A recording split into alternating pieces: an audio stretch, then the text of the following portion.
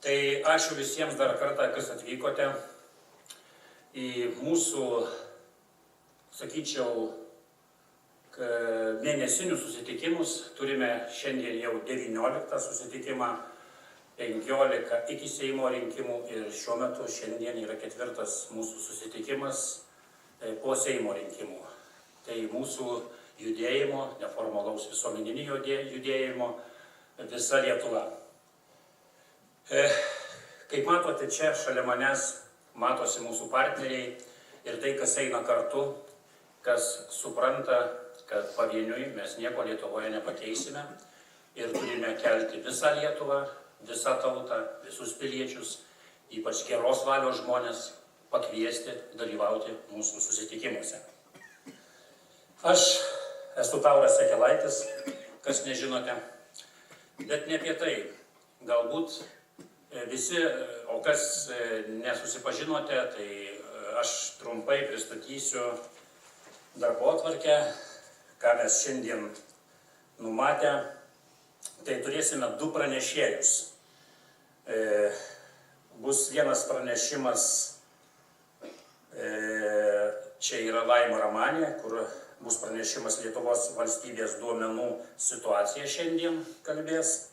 Ir stebėtojų gildijos pirmininkas Gediminas Ustinavičius. Čia matome nuotoliu prisijungęs, va ten ekrane, pačioje kairėje pusėje, Gediminas Ustinavičius. Na, iki perduodant žodį jiems šiek tiek trumpai 7 klausimai ir 7 atsakymai. Tai matome čia skaidrę, kokiu tikslu renkamės į visą Lietuvą renginius. Visa Lietuva savo veiklą kaip neformali platforma pradėjo 23 metais vasario 20 dieną. Labai simboliška, šiandien turim 22.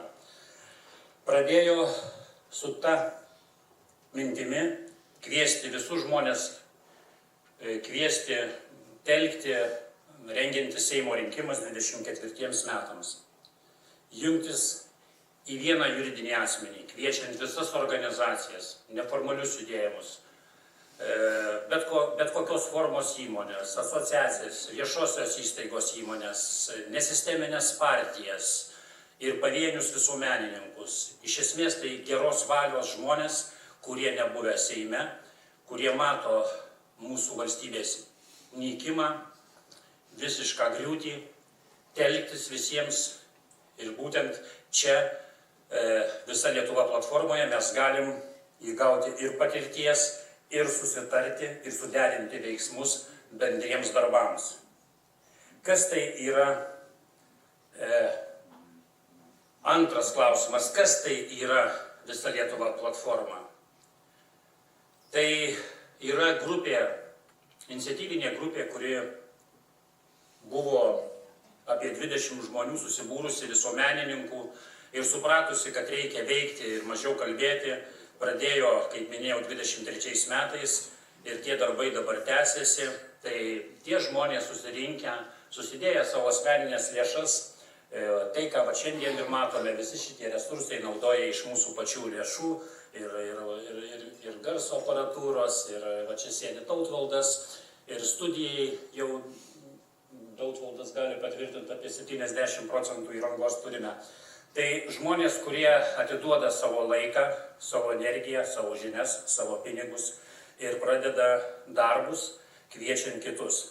Ta platforma, kaip minėjau, ir tęsia darbus, dar tuos, kurių 20 metais, kas nežinote, susitelkimas, štai čia ir vėliava yra, ir simbolis, aušrinė šviesa nugali tamsą, jos reikšmė. Tai 20 metais, kas gal iš čia salėje esančių ar nuotoliu prisijungusių atsimena, nebuvo pas mus tokie nuotoliniai pasikalbėjimai, večijos pokalbiai po ąžuolu. Tai tie žmonės, kurie nuo tų metų pradėjo tą veiklą ir šiandien čia kai kurie, dėja ne visi, kaip žinome, būna visokių žmonių, kurie ateina iš smalsumo padalyvauti, sužinoti, kas čia vyksta, o paskui sužinoję išeina. Deja, tai vyksta ir ne tik čia, bet visose ir partijose, ir judėjimuose. Žmonės, matyt, kaip toj patarlėje, žuvis giliau, žmogus kur geriau. Tik tą gerumą nežinia, kur jie randa, nes šiandien reikia visiems susiburti į vieną kumštį, į didelį kumštį, į didelę vienybę, nes tik vienybė mus gali išgelbėti, tai mūsų išlikimo sąlyga. Trečias klausimas, kodėl visuomenininkams naudinga dalyvauti visa Lietuva renginiuose. Todėl, kad, pasakyčiau gal taip, mes kviečiame čia ir lektorius, ir pranešėjus. Užpraeitam šiandien turim, kaip minėjau, 4. renginį po Seimo rinkimų. Buvo įdomių pranešimų. Buvo pranešėja Dovilė Sukackaitė, kuri šiandien atsiprašė, perkėlė savo atvykimą į kovo 22 dieną.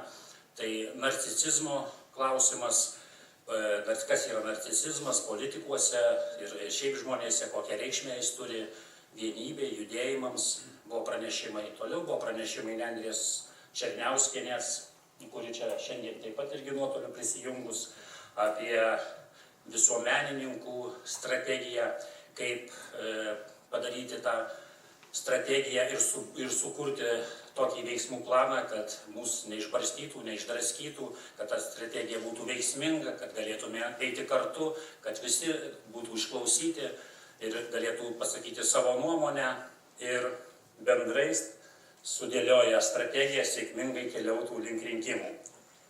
Tai dėl ko naudinga, dėl to, kaip ir šiandien girdėsite pranešėjus, mes dalinamės žiniomis, kviečiam pranešėjus, kiekvienas šiandien čia esantis taip pat po kavos pertraukos galėsit pasisakyti, tai, kas jums rūpi, tai, ką norit, kad išgirstų. Mūsų reportažai yra filmuojami, jie bus platinami, keliami į socialinius tinklus, todėl žmonės kiek įmanoma ir jūs prisidėkite, kad mūsų veikla būtų pasiekiama, būtų viešinama. Tai po kavos pertraukės apgalvokite, kas norėsit pasisakyti, kokią temą, kiekvienas galės tart žodį. 4. klausimas, kodėl visuomenininkams naudinga dalyvauti visa Lietuva renginiuose. Aš čia galbūt jau ir iš 3. klausimo atsakiau, kad mes čia tarėmės, diskutuojam, taip pat ir darbotvarkės sprendžiam. Dėka visa Lietuva susibūrimo bendraminčių kilo ir tapo kūnu. Tai matome stebėtojų gildijos asociacijos įregistravimą. Ir Gediminas yra Ustinavičius, stebėtojų gildijos pirmininkas. Tai čia yra mūsų visa Lietuva darbai, kur mes aptarę, nutarę, kad tai būtina, pavertėme, kaip aš mėgstu sakyti, kūnu. Ir tikriausiai daugelis žinote, kokius rezultatus davė stebėsena šių Seimo rinkimų, kiek užkardinom ir dėja ne viską pavyksta užkardinti, sistema priešinasi, bet kiek neteisėtų, suklastotų dalykų ir taip toliau ir panašiai, čia galės tart žodį Gediminas, kiek pavyko tą pateikti tautai, kad 34 metus Lietuvoje, kaip vyksta rinkimai ir kaip mes, paprasti žmonės, negalim prasibrauti pro tuos sisteminius užvaldžiusius mūsų Seimą, mūsų valstybę ir žinome, kokie rezultatai iš to. Todėl ir stebėtojų gildija atsirado ir sėkmingai dalyvavo 23-24 metais mūsų gretose ir dainininkas Romas Dambrauskas ir TV eteris redaktorius Donatas Pikelis. Deja atsitiko taip, kad jie pasirinko Petro Gražulio partiją ir nuėjo į rinkimus šios buvusius Seimo su Petro Gražulio partija. Ir ką mes išvydome? Išvydome, kad ta partija užėmė paskutinę vietą, bet galbūt ta elgsena ar tų žmonių, kur aš paminėjau, ar kitų žmonių sprendimai, kurie yra daromi bėgioti, ieškoti geresnės vietos arba kažkur neduoda, sakyčiau, o duoda neigiamą efektą, o neduoda naudos. Todėl mus labai drasko, skaido ir tikrai daro didžiulės pastangas. Pas mus buvo ir atvykęs ir pasiuntinys Naglis Piteikis, kuris mūsų pas Vidutę Stankūnienę Šiauliuose tiesiog akivaizdžiai kvietė pereiti žmonės į savo gretas. Tai mes žinom jų veiklą, jų metodus ir matom, kokie rezultatai iš to. Todėl mano paminėti atvejai tik mus turi sustiprinti ir pamokinti, padarius tokias klaidas, kad ateityje taip nepasikartotų.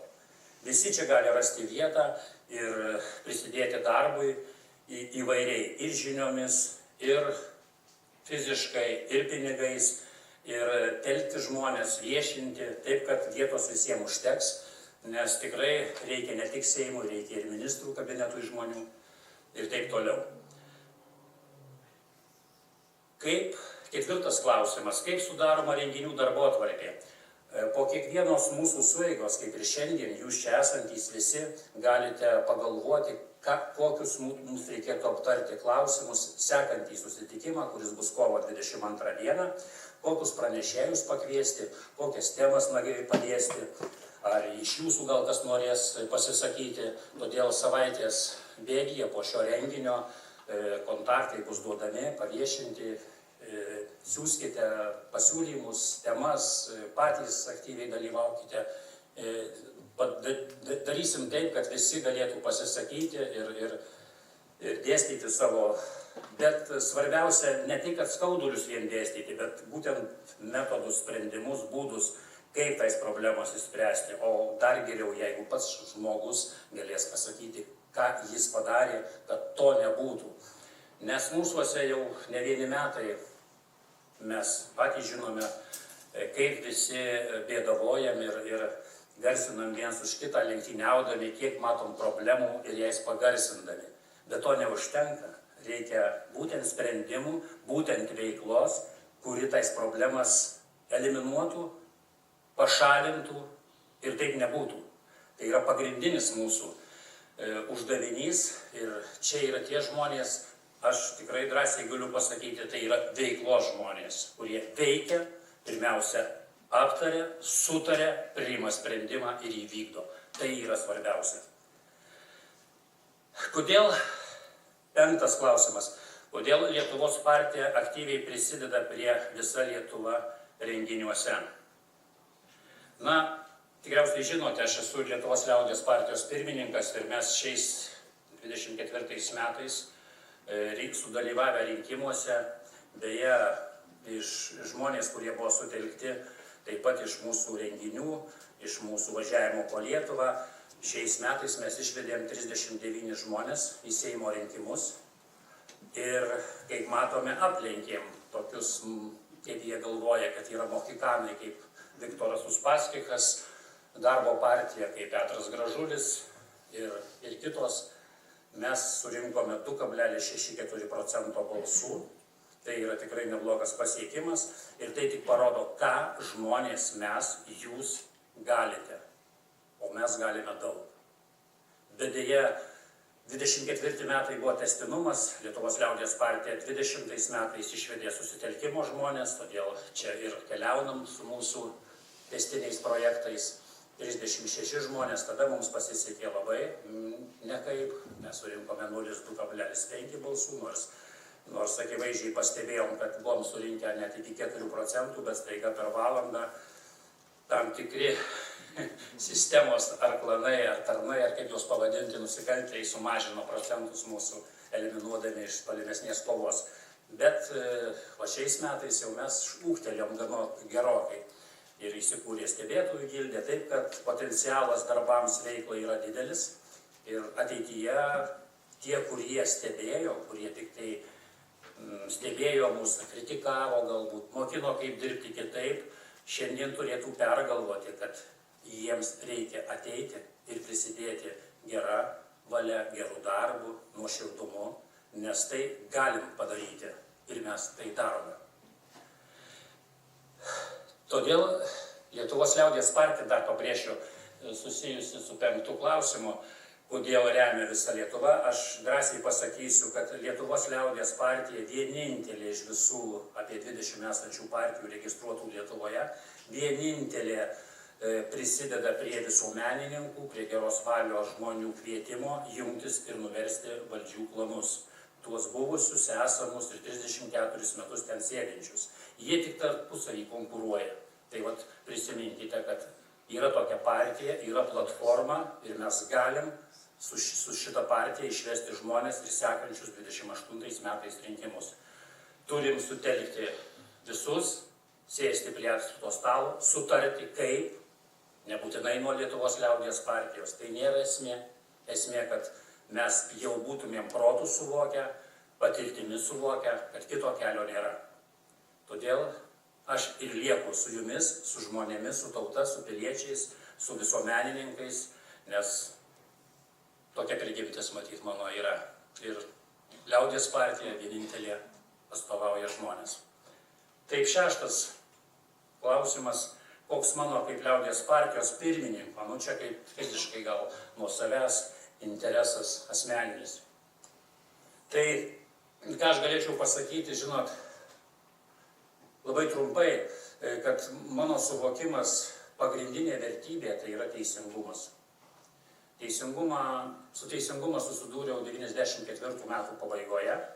Tai nuo 94 metų po nepriklausomybės aš jo paieškose, kiek įmanoma prisidedu darbuose, skirdamas savo laiką, savo pinigus, savo kovas teismuose. Esu apsukęs keletą ratų per visą pasaulį, per Europos žmogaus teismus, per jungtinių tautų teismus ir taip toliau.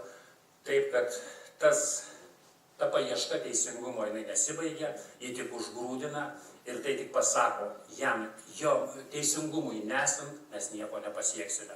Todėl tai yra pagrindinė vertybė, aš tą supratau, aš nukentėjau nuo sistemos, buvo nacionalizuoti mano verslai, žemės ir taip toliau, bet dėja aš nepalūžau, nors konservatorių partija reikalavo, kad aš juos finansuočiau, dėja aš likau su sąžine, su laisvu protu, su laisve ir su žmonėmis.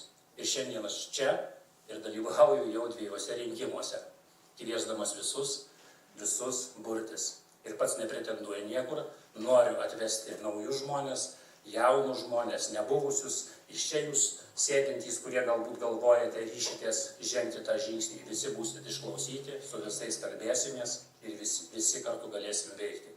Todėl mano interesas lieka toks pats, su kiekvienais metais tik stiprėja ir tikiuosi nenusenti, o dar daugiau proveržį padaryti. Tai paskutinis, kaip kiti gali prisidėti. Na, tas prisidėjimas, tai aš kaip sakau, jisai gali būti labai paprastas. Pirmiausia, žmogus turi būti nuoširdus, turėti gerą valią, gerus, šviesius, kaip ta aušrinė šviesa nugali tamsą, norus, gerumo, paprastų dalykų reikia.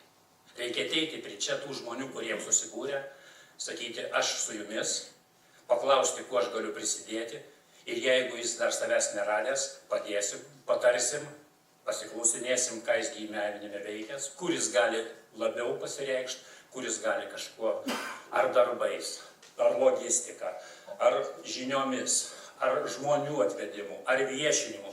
Masė yra klausimų, kuriais galima prisidėti. Galima, kaip aš sakau, buvo tokių, kur sako, aš nieko negaliu, bet pinigų galiu duoti. Pasakė, galiu duoti, prisidėti, bet taip išnyko, nei pinigų, nei jų. Tai vadinasi, dar jie ieško savęs. Taip, kad formų prisidėti prie mūsų veiklos yra įvairių, svarbu suprasti, kur mes esam, ko norim ir ko siekiam. Tai tokie būtų 7 klausimai. Ačiū visiems, kad išklausėte, kaip aš galvoju apie vertybės, kaip partija, koks mano interesas, o dabar tada